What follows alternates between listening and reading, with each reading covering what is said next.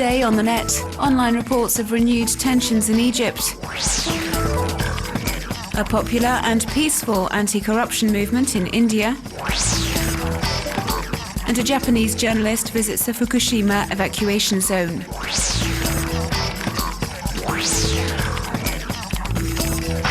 There was a renewal of tensions in Egypt this weekend after violent clashes broke out on Friday between demonstrators who had gathered in Cairo's Tahrir Square and security forces.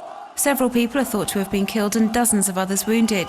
The rallies have been organised to denounce the army's attitude. Protesters are notably accusing the military of not doing enough to ensure the rapid introduction of the promised political reforms. Numerous amateur videos filmed in the early hours of Saturday morning appear to show soldiers trying to evacuate the hundreds of demonstrators who are gathered in Tahrir Square despite the curfew in place in the capital. In this footage, we see protesters initially resist as the army surrounds them and then flee to nearby streets.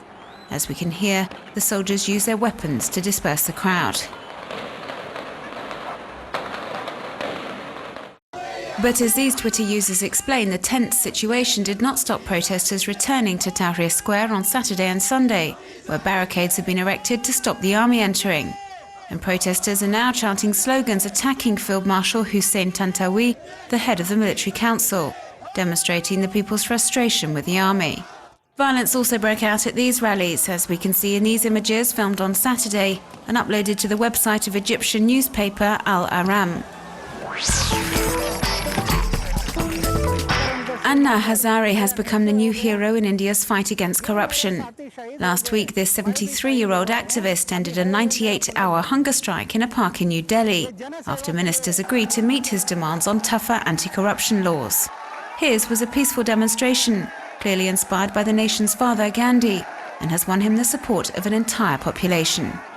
Thousands of Indians have taken to the streets in recent days to express their frustration with the never-ending scandals involving politicians over the past few months. Others also stopped eating to show their solidarity with Anna Hazare.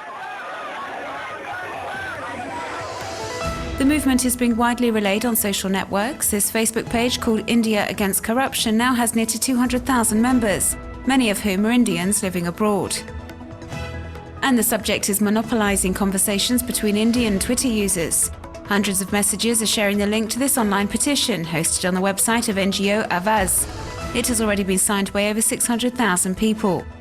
So the anti-corruption crusade is gaining ground on the web. Numerous online initiatives have been set up in recent months to fight this scourge which is ravaging the country. One local NGO, Jana Agra, launched an internet platform in September so that citizens could share personal experiences and denounce corruption cases at all levels of society.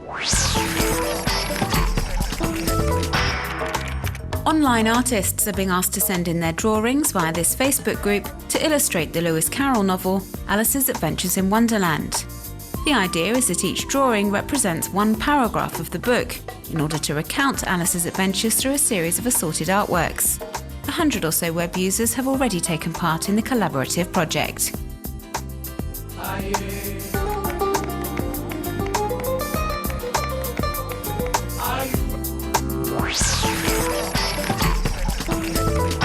Paris Désordre Public, meaning Paris Public Disorders, is a street art meets web documentary project on the history of Paris. The Rasputin collective stuck ceramics with QR codes around the French capital. When a passerby scans a barcode with his or her smartphone, a web page will appear on their phone, giving them information on the history of the street in which they're standing, from the Paris Commune repression of 1871 to the May 68 riots. The project offers an original way of learning about the history of the French capital. Tetsuo Jimbo, a Japanese journalist and founder of the site Video News, went to visit the 20-kilometer evacuation zone around the Fukushima nuclear power plant and has posted this 12-minute video online, documenting his trip to this part of the country, which has been totally deserted. This video provides a unique look at the aftermath of the Fukushima nuclear accident.